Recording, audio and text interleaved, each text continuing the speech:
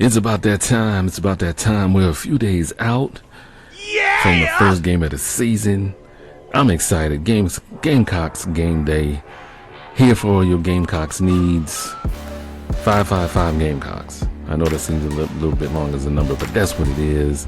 But before we get into anything, before we get started, yo, DJ, just run that.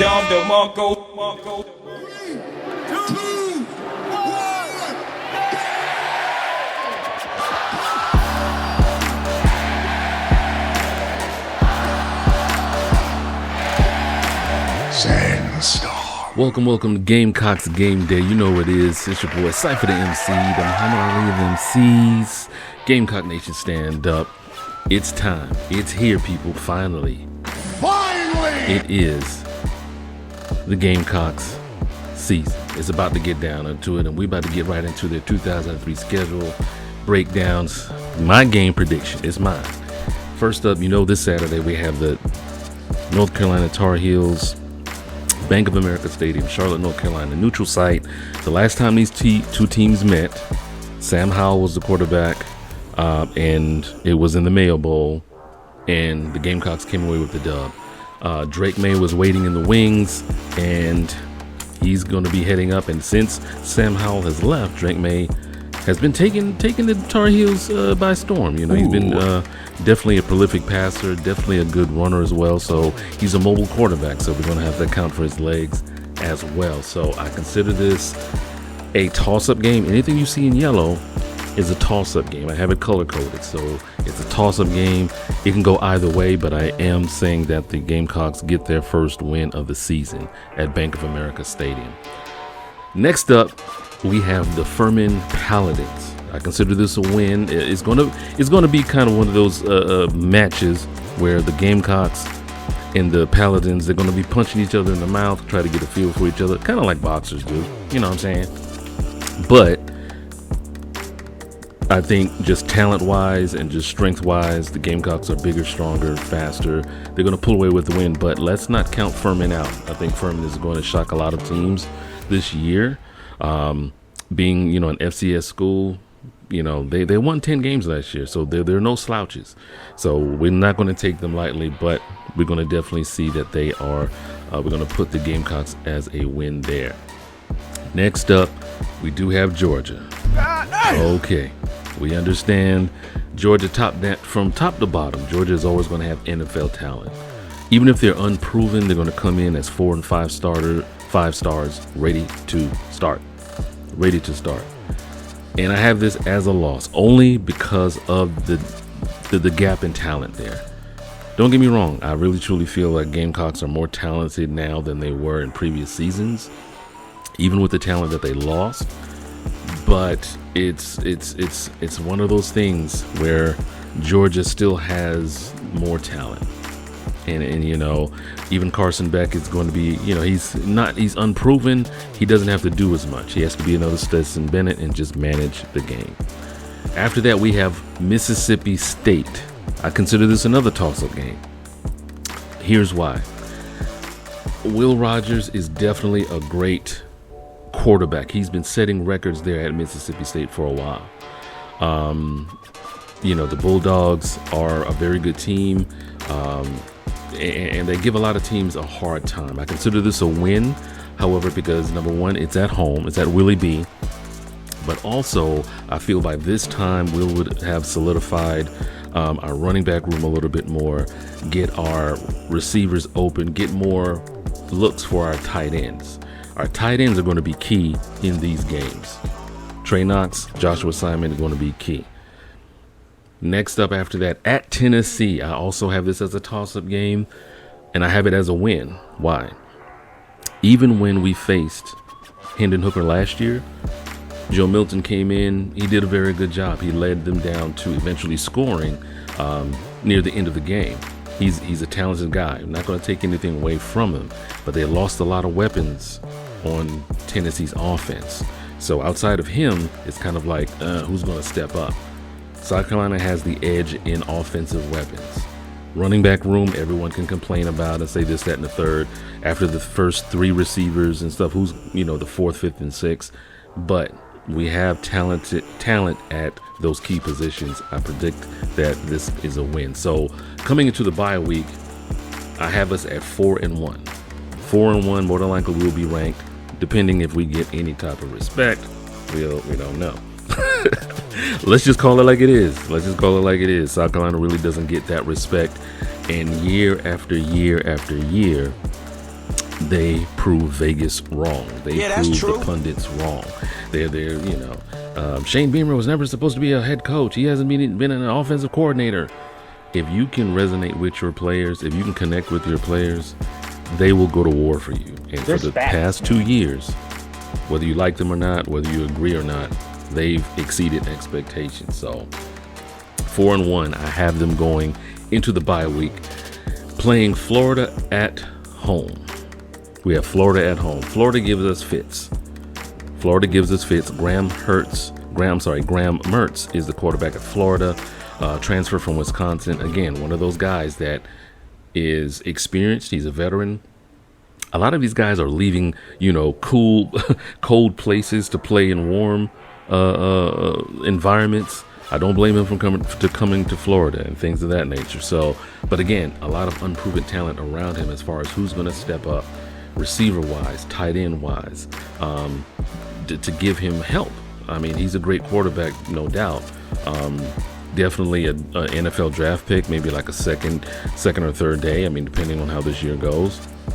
I don't have him in that first round conversation, but got to watch out for Florida. I have this as a win. At Missouri. Now, this one right here I have as a win. I don't have it as a toss-up, ladies and gentlemen. At Missouri. South Carolina tends to go back and forth. It's a battle of the Columbias, going back and forth as far as who win. However, Missouri has gotten the best of South Carolina the past few seasons. Remember, last year, South Carolina had to face Kentucky, who had a series against them, Texas A&M, who had a series against them, as well as Clemson had a series against them, and they defeated all three of those teams. It is time for us to get Missouri off of our back and say, you know what? The buck stops here. Got this as a dub for the Gamecocks.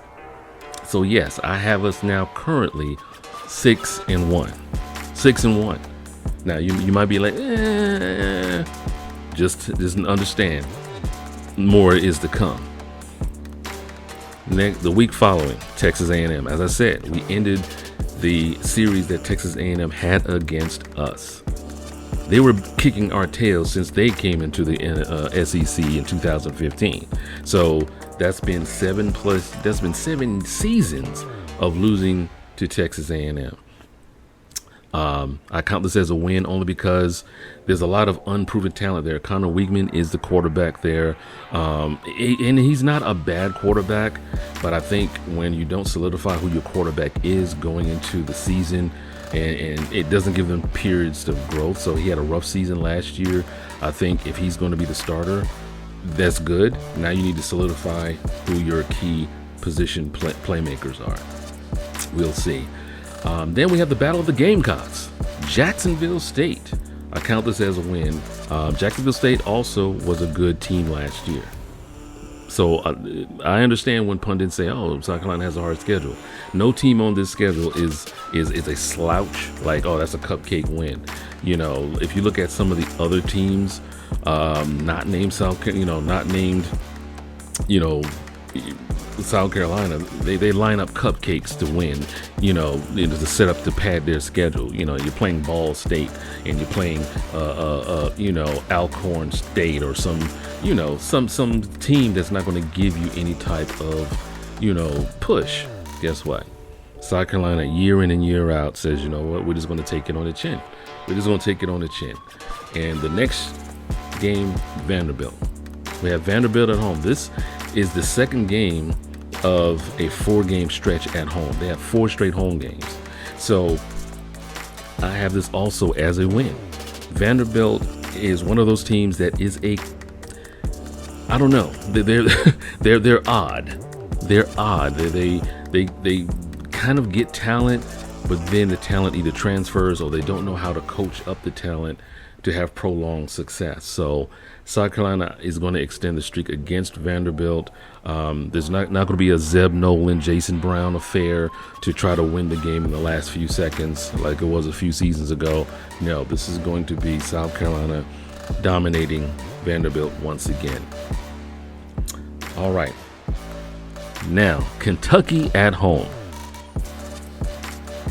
Devin Leary, transfer from NC State, pretty much was definitely a good quarterback at NC State. However, I don't see him having the tools needed at Kentucky at key positions to move the football, down the field.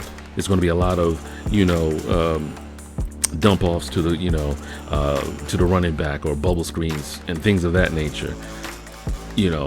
For a lot of these teams, they have to step up because they're losing key guys. Anthony Richardson at Florida, he was gone. Will Levis at Kentucky, he was gone. So Devin Leary steps in. Again, another veteran like Graham Mertz, who's going to have to show and prove. And last but not least, Clemson at home.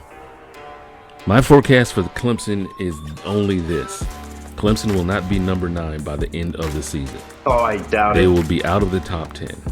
Nothing, no offense to Cade Klubnik, but again, it's about those receivers, those tight ends. The defense is always going to be there, but if you just count on Will Shipley alone, then guess what? They're going to zone in on Will Shipley, and we have the secondary, DQ Smith, Nick Emmanwari, Marcellus Dow, those guys that can actually hone in on, Donald Fortune can hone in on those receivers. So I have them at 11-1. Wait, what? I know what you're thinking. Oh my gosh, are you serious, bro? 11-1. You got them making a college football playoff, don't you? I don't. It took Cincinnati what, 2 years? Almost 3 years to get to the college football playoff, and that was in Desmond Ritter's last year. It took them kind of going undefeated, losing one game, one season just to make the college football playoff. No, South Carolina will more than likely break into the teens as far as rankings, simply because they're not going to be looked at as far as doing too much. They're not going to be looked at as the next coming of Georgia or what have you. I think South Carolina can actually win those toss-up games, and as you can see, there's 6 toss-up games on here. Even if they were to lose half of those games, win those other games that I have here in the green, they've won 8 games. They've won 8 games. So they're pretty much back to where they were last year. Hopefully, then if they do say go 8-4, I'll say 8-4 is more than likely their floor. 11-1 their ceiling. This is, hey, like I said, I'm going to give it to you, Rita. I'm leading with my head, not my heart, because I'm thinking about talent-wise. I'm thinking about Spencer Rattler, Juice Wells, the guys that we have against the defense that they're going to be playing that week, and I just don't see those guys stopping Juice Wells or Xavier Legette. They can hone in on him, but you know what? We have tight ends that can stretch the field. We have athletic tight ends. We have tight ends at a level that we haven't seen since Hayden Hurst. What? I'm just going to put it out there. Hayden Hurst was the last great tight end that we really, really had as far as a pass catcher. So yeah, that's true. There you have it. My game prediction. This is Cypher's game by game season prediction for the South Carolina Gamecocks. 11-1. 11-1. Of course, they're going to be those that are going to nitpick and say, well, they can't beat Clemson. Yes, last year was this, that, and the third or whatever. Guess what? If they can beat Clemson at Death Valley, they can beat Clemson at Williams-Brice State. So there you go. There you have it right then and there. I ain't got nothing left to say. So there it is. 11-1. Probably going to Sugar Bowl, Cotton Bowl, maybe. But guess what? That's what it is. And as always, before you love anyone else, you must first love yourself. I'm out this thing. Gamecock Nation, stand up. I will not lose. Let me tell you dudes what I do to protect this. Shoot at you actors like movie directors. I'm a soldier, soldier, soldier, soldier. I'm a soldier. Told him.